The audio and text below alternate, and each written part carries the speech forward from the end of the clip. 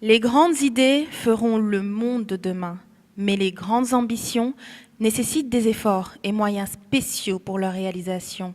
Skimi Kamiya, en bon combattant, veille pendant des nuits, presque toutes les nuits, étudiant, calculant, testant et naviguant entre échecs et brins de résultats, jusqu'à ce que le premier prototype porte le nom de Skimi Kamiya 1. Et chez lui, la maison des fusées, le décor est sans surprise. Je pense que là, le décor est planté quand on entre chez vous, mais est-ce que vous pouvez nous parler de toutes ces choses multicolores qui vous entourent? Bon, là, ce sont des appareils, c'est des appareils et leurs versions, et la déclinaison en fait. Plus particulièrement, le Skimi Kamiya 30P, qui a été la première fusée qui a quitté la phase un peu amateur pour partir carrément dans la phase industrielle. C'est-à-dire, en termes clairs, c'est une fusée qui peut être produite en série par des industries. Pour en arriver au processus de fabrication en série, Sorin Makhtar aura fait face à des obstacles de taille, parmi lesquels la confiance en soi, l'équilibre mental face aux commentaires des autres. Le jeune crack, alors en classe de terminale, est informé de l'organisation du Forum des jeunes cracks. Il appelle. Il tente de s'inscrire pour trouver une plateforme d'épanouissement, de réconfort. Pour le premier Forum des jeunes cracks, effectivement, j'étais en ce moment dans le truc, comment on appelle ça, dans la perspective de développement du moteur. En ce moment, c'était carrément la puissance que j'ai cherchée. C'est pourquoi, si vous remarquez, si vous voyez les archives, la structure de la fusée était ou en carton, ou en triangulation de brindilles de balai. C'était pour alléger le poids et me permettre à mes moteurs de pouvoir les transporter. Il fallait convaincre le jury que cette œuvre en carton ou en papier n'était pas un jeu d'enfant de plus. Le jeune crack allait désespérer, craignant de tomber sur les réactions habituelles, faisant de lui un farceur, pour ne pas dire un déséquilibré. Et je vous donnerai une anecdote. Lorsque j'ai appelé, j'ai entendu parler du premier forum. Lorsque j'ai appelé pour dire que je suis là, j'étais en classe terminale, je voulais participer. Et je fabriquais des fusées. La réaction a été vraiment une surprise. Mais cependant, avec Monsieur Mbou, il a cru, il m'a appelé, ils m'ont écouté. Et surtout ça. En fait, il fallait écouter. Dans ce genre de développement, généralement, on a l'idée. Mais lorsqu'on n'est pas écouté, lorsqu'on ne prend pas le temps d'écouter, parce que lorsqu'on commence un développement, les idées ne sont pas tellement là. Mais si on voit les réalisations, on sait que ça peut amener à quelque chose. Effectivement, il l'a fait, il m'a écouté et je me suis lancé. Ils sont nombreux, ces jeunes hauts potentiels, à se trouver dans ce cas, à la recherche d'oreilles attentives, d'interlocuteurs valables à qui se confier. Mais hélas, la plupart d'entre eux vivent dans l'amertume continue, le désespoir menant à une perte de confiance, une remise en cause de leurs idées, un abandon de parcours.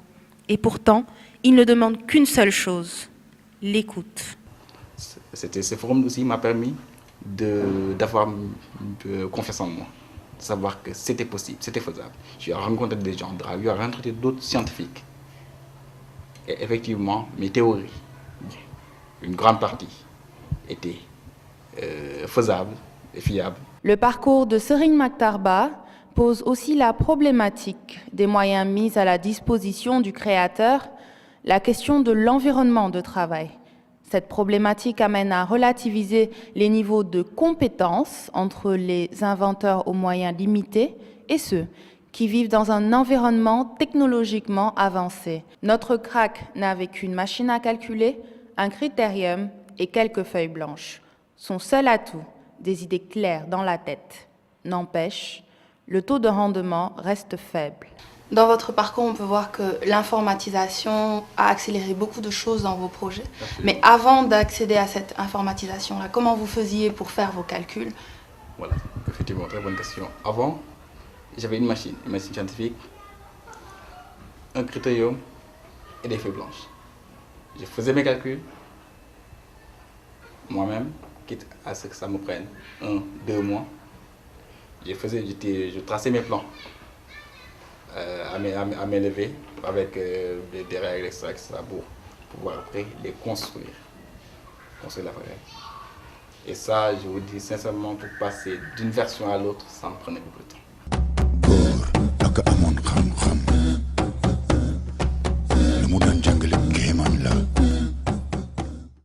Là, vous aviez commencé par des projets, des réalisations sur des voitures. Oui, sur des voitures et à côté une fusée, essayer de voir. Bon, en fait, c'était plus un rêve.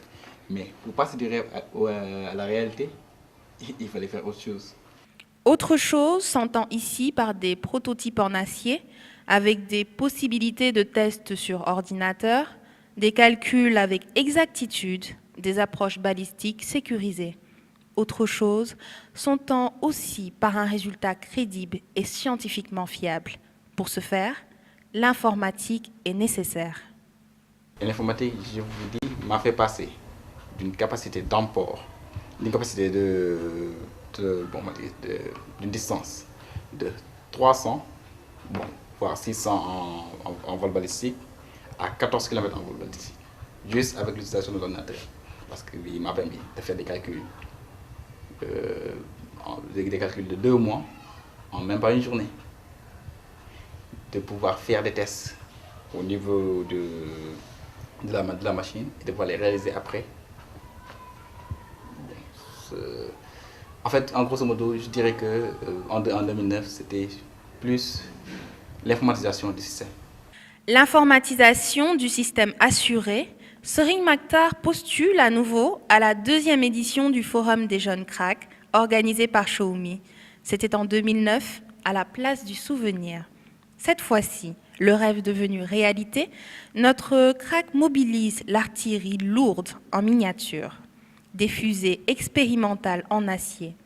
L'image est médiatisée, les forces armées sont informées, des lobbies s'inquiètent, la presse en fait l'information de la semaine.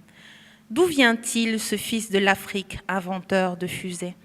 Et lorsque d'aucuns s'en félicitent, d'autres ne cachent pas leur peur sur l'usage qu'il pourrait en faire. Le jeune crack reste calme et serein. Pour lui, il ne s'agit pas d'une arme, mais d'un procédé technique, technologique et scientifique à explorer. Il remporte le prix d'excellence du Forum, ex aequo avec un autre jeune crack de l'informatique, Equiapo Jésus. Parce que je vous dis sincèrement que ces fusées-là, c'est vous tous qui m'avez construit, toutes les personnes qui m'ont côtoyé, qui l'ont construit. C'est pas moi tout ce qui l'ai construit. Il y a une personne qui est venue, qui m'a vu un jour passer en CRC par ordinateur. Au début, mes capteurs étaient dehors et qui m'a dit, mais pourquoi tu fais confiance à la nature? Pourquoi tu mets des capteurs dehors? Effectivement, je prends mes fusées, je mets ça sur un véhicule, je roule. Automatiquement, les capteurs pensent que la fusée est en train de rouler. Et ils s'enclenchent. Donc, lui, il m'a permis quand même de remettre tous les capteurs à l'intérieur.